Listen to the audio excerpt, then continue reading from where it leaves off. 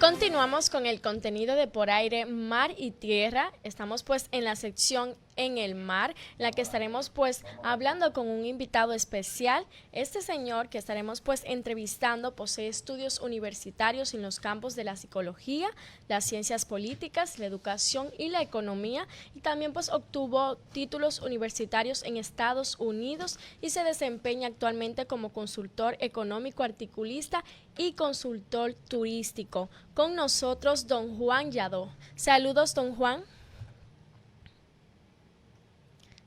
Estamos con don Juan Yadó, estamos pues comunicándonos con él y pues recordarles que es una persona preparada. Se... Saludos, Juan. Nos copia, nos escucha. Saludos. Estamos pues contentos de tenerlo en el programa para hablar sobre varios temas en torno a lo que es el turismo, y desde ya queremos saber qué le motivó a especializarte en el turismo y convertirse en consultor. ¿Qué me motivó? Bueno, hace muchos años. ¿Aló? Sí, le escuchamos, don Juan. Sí, hace muchos años. Recién yo graduado de la universidad, yo estudié en una universidad americana. Yo recibí una llamada del Banco Mundial para saber si yo estaría interesado en venir al país a coordinar un estudio sobre el sector turístico. Yo estoy hablando de 1977, es decir, que hace muchos años de eso. Yo vine, pues, firmé un contrato de consultoría con el Banco Central, produje en ese proyecto un libro sobre los resultados del estudio, y de ahí en adelante pues me enrolé como uno de los promotores y entusiastas del sector turístico. Eventualmente eso me llevó a ser asesor técnico de 3 secretarios de Estado de Turismo. Fui también viceministro de Turismo, y desde entonces he estado pendientes y monitoreando al sector y produciendo artículos semanales sobre lo que hoy ya se perfila como el principal sector de la economía nacional. Don Juan, buenos días. Geures Fernández de este lado. Buenos días. Don Juan, en un artículo suyo publicado en el diario Acento, usted explica que no es posible que a República Dominicana lleguen este año 10 millones de turistas. ¿Por qué tiene usted esa percepción? Yo te agradezco mucho esa pregunta, porque a mí me parece que la respuesta es muy importante para que tanto los radioyentes de ustedes como el pueblo en general esté mejor informado y mejor edificado sobre este asunto. Los turistas, de acuerdo a la Organización Mundial del Turismo, son personas que se desplazan, es decir, que salen de su lugar habitual de residencia por un periodo de por lo menos 24 horas y que pernoctan en otro lugar que no es su lugar habitual de residencia. Por eso, tradicionalmente en nuestro país, las estadísticas de turistas son las que se refieren a los extranjeros y dominicanos no residentes llegados por vía aérea. Nunca se han contado los que llegan en cruceros como turistas. ¿Por qué? Porque la misma Organización Mundial del Turismo designa a los pasajeros de crucero como excursionistas, no turistas. No son turistas porque no pernoctan en el destino. Y no son turistas porque su estadía en los puertos de atraque de los cruceros no es más de 8 horas. Una proporción de los que llegan en los cruceros tampoco se desmonta del crucero. Y los que se desmontan lo hacen por unas cuantas horas. Es decir, no pernoctan. De ahí que una cosa sean turistas y otras cosas sean cruceristas o excursionistas. Entonces, recientemente el gobernador del Banco Central me sorprendió de manera brutal cuando declaró en un evento que sucedió en la sede del banco, cuando declaró que este año llegaríamos a 10 millones de turistas, cuando él sabe muy bien que eso no es posible, y él sabe muy bien la distinción entre turistas y excursionistas. Pero él tenía al lado al ministro de Turismo y a mí me parece que esa fue un error garrafal, que para mí fue deliberado, es decir, una politiquería barata para complacer al ministro de Turismo. El que quiera saber cuál es el pronóstico del total de turistas para nuestro país, solamente tiene que entrar a una página del gobierno que reporta que en marzo de este año, el ministro de Turismo pronosticó que este año llegaríamos a 7.8 millones de turistas. Y eso es razonable, porque ahí no están incluidos los cruceristas. Es decir, el año pasado nosotros recibimos 7.163.000 turistas. De ahí que de 7.163.000 a 7.8 millones sea algo razonable en vista del crecimiento extraordinario del flujo turístico que hemos tenido en el último año. Pero no 10 millones. Para llegar a esa cifra de 10 millones, lo que hizo el gobernador del Banco Central de manera, a mi juicio, irresponsable, fue mezclar los turistas con los cruceristas. De manera que cuando en el 2012 el presidente Medina anunció la meta de los 10 millones de turistas, en ese entonces, en el 2012, se predijo, o mejor dicho, se pronosticó que llegaríamos a esa cifra en el 2030. Y a mí me parece eso una estimación bastante razonable. Pero no de que vamos a llegar este año. Es decir, este año llegaremos a 7.8 tal y como lo pronosticó David Collado, pero no a los 10 millones que pronosticó erróneamente el gobernador del Banco Central, porque solamente si tú sumas los cruceristas es que podríamos llegar a esa cifra. Bien, tú puedes decir que, óyeme, tú puedes decir que llegaremos a 10 millones de visitantes, eso sí, pero no turistas. Bien, don Juan, Amarilis Esteves, ya que usted está hablando sobre la cantidad de visitantes, que también es algo que hay que diferenciar entre visitantes, turistas y demás.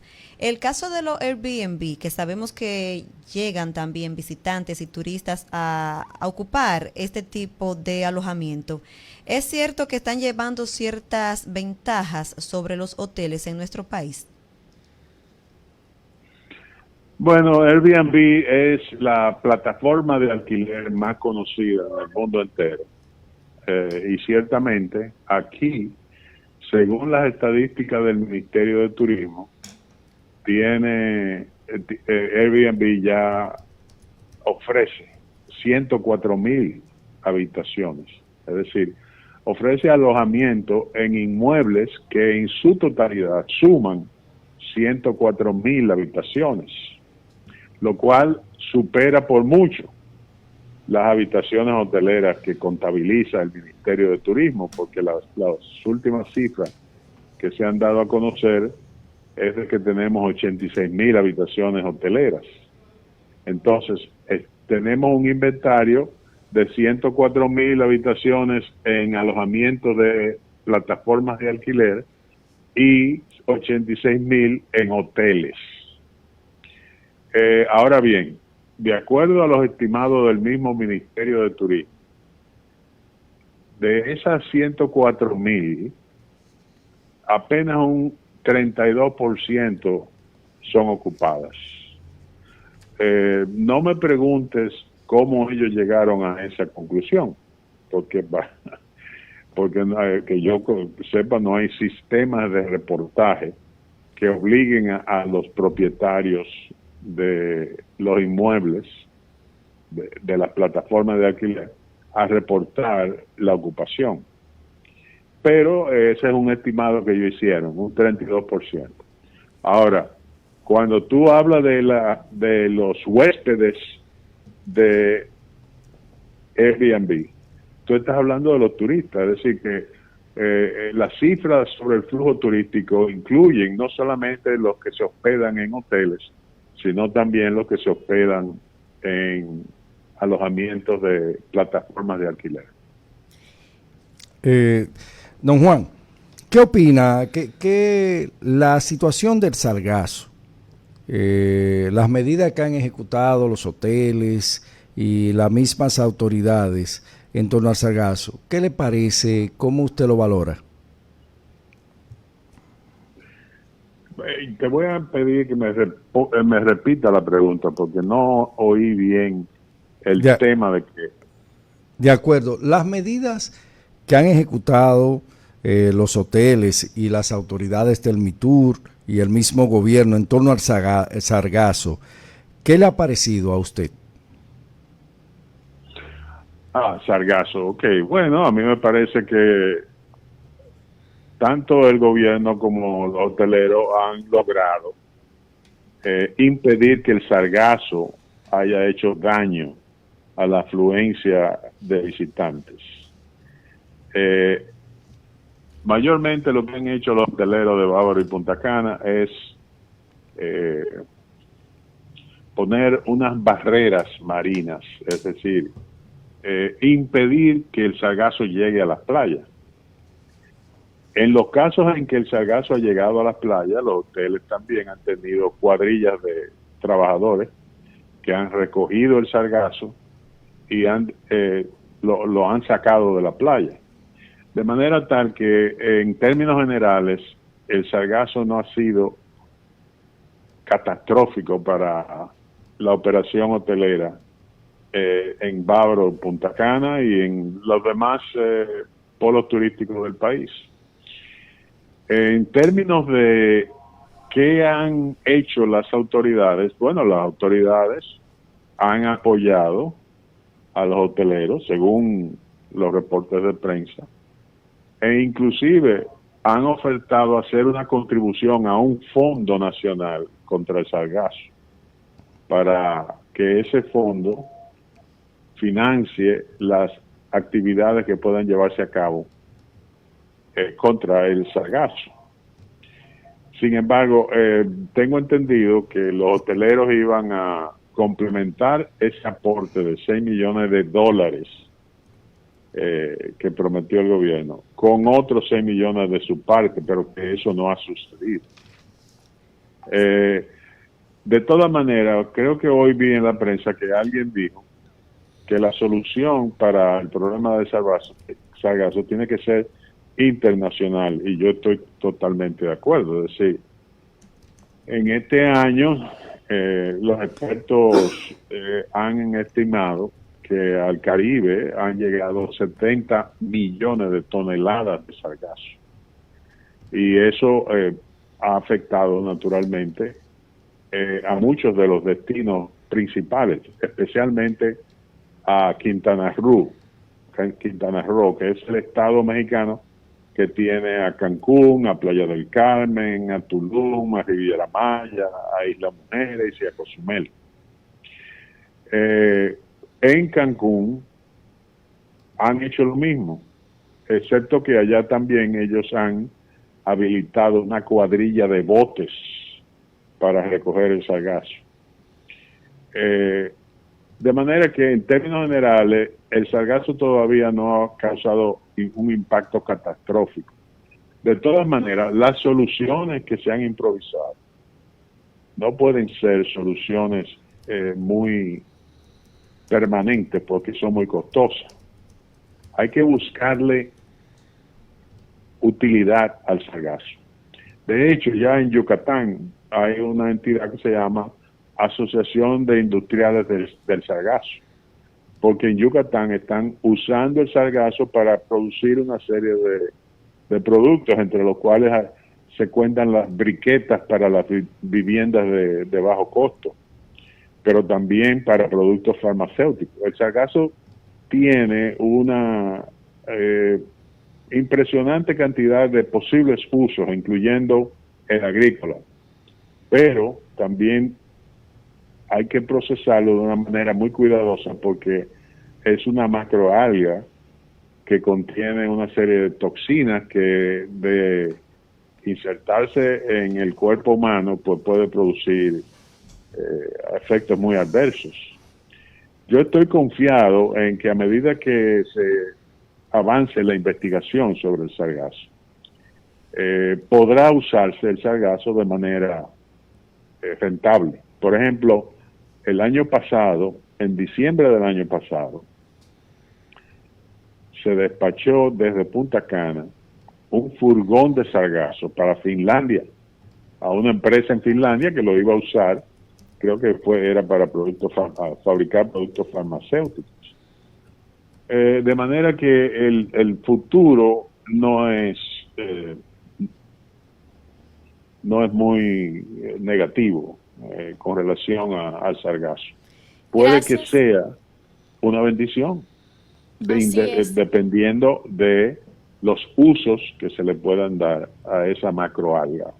Gracias, Esa macroalga ha invadido el Caribe en vista de que ya no, la mancha de sargazo que regularmente se presentaba durante los meses de verano frente a el Sahara y África Occidental.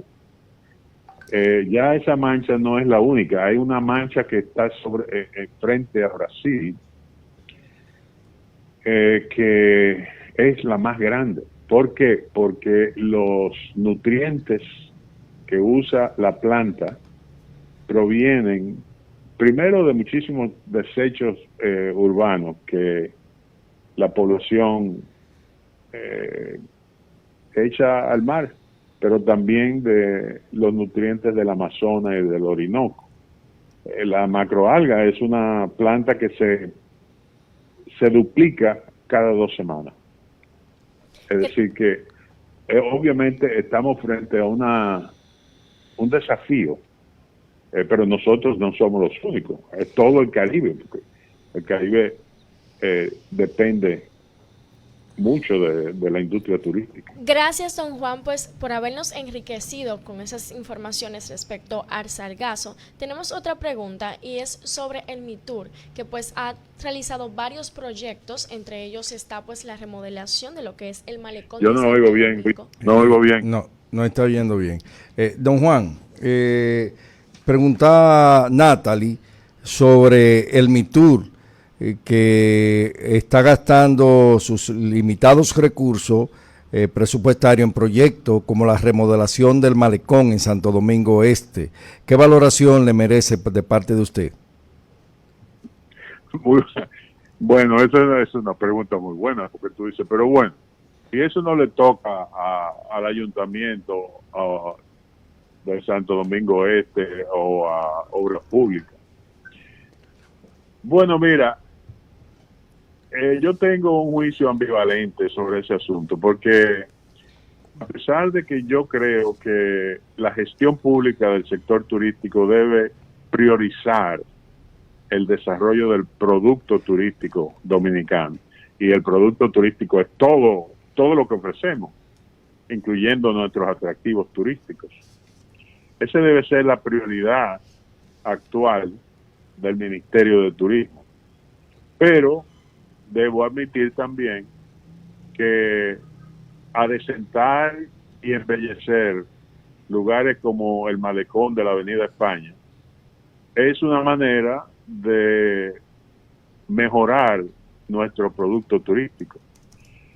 Ahora bien, el problema de lo que ha hecho el Ministerio de Turismo en algunos lugares, porque no es solamente el malecón de la Avenida España.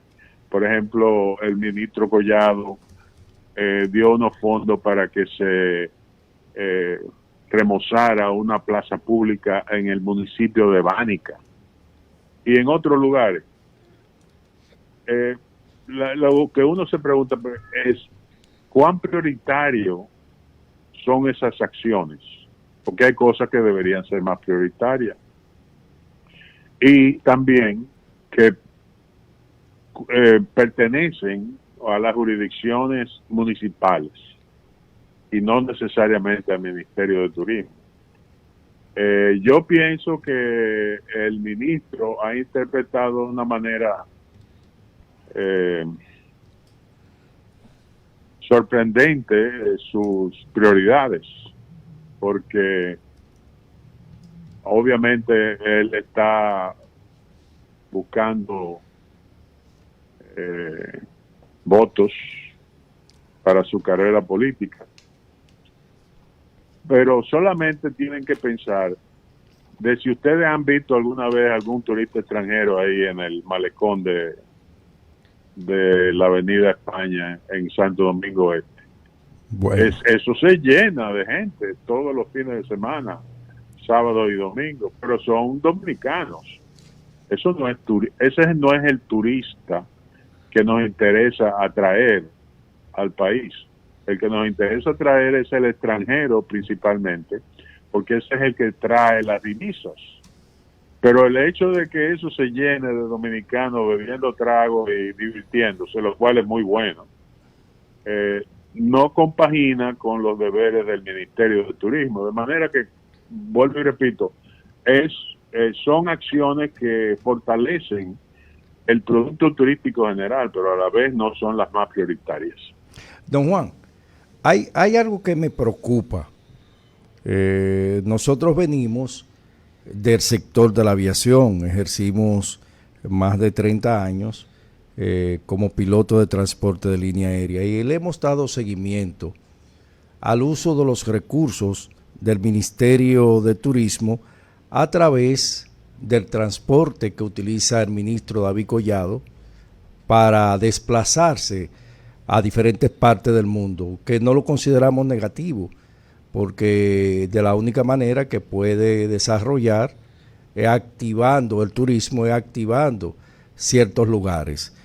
Pero me preocupa que vuelos de 7 millones de pesos, 8 millones de pesos, se estén realizando cuando utilizando aviones ejecutivos de alta gama y cuando nosotros solicitamos esta información de que quién lo pagaba, la respuesta a través de la ley 200-04 es que esto no lo paga el ministerio, sino alguien que aún nosotros no sabemos quién es ese alguien. ¿Eso no podría traer dudas sobre la actual gestión? Ciertamente. Y a mí, yo no había oído esa cifra, pero de ser cierta, a mí me parece que ese es un asunto escandaloso. Mira, los ministros de turismo en toda parte del mundo siempre reciben boletos de primera clase gratuitamente de parte de todas las líneas aéreas del mundo. Es decir, que un ministro de turismo use un transporte diferente, privado, es escandaloso, porque no hay necesidad. En vista de que puede viajar muy cómodamente en primera clase, porque los boletos se lo emiten gratuitamente. Lo que tú me dices me deja a mí estupefacto. Y además, si es cierto que alguien paga esos gastos y no el ministerio, hay ahí un problema que debería ser examinado por la Dirección General de Ética Gubernamental, porque esa regalía de parte de entes privados puede comprometer las acciones del ministro. Y a mí no me parece que eso es muy conveniente. De manera que yo no conocía ese detalle, pero ciertamente es algo preocupante. Mire, le voy a dar el dato exacto. $157,750. Y aquí tengo las rutas de dónde fue. No fue un ir y volver. Salió, tiene 1, 2, 3, 4, 5, 6, 7, hasta el retorno 7 destinos. Fue un recorrido y si calculamos 157,750, nos da la suma al 55 por 1 de 8 millones. 8 millones 676,000.25 pesos dominicanos. 8 millones 676,000 .25 pesos dominicanos.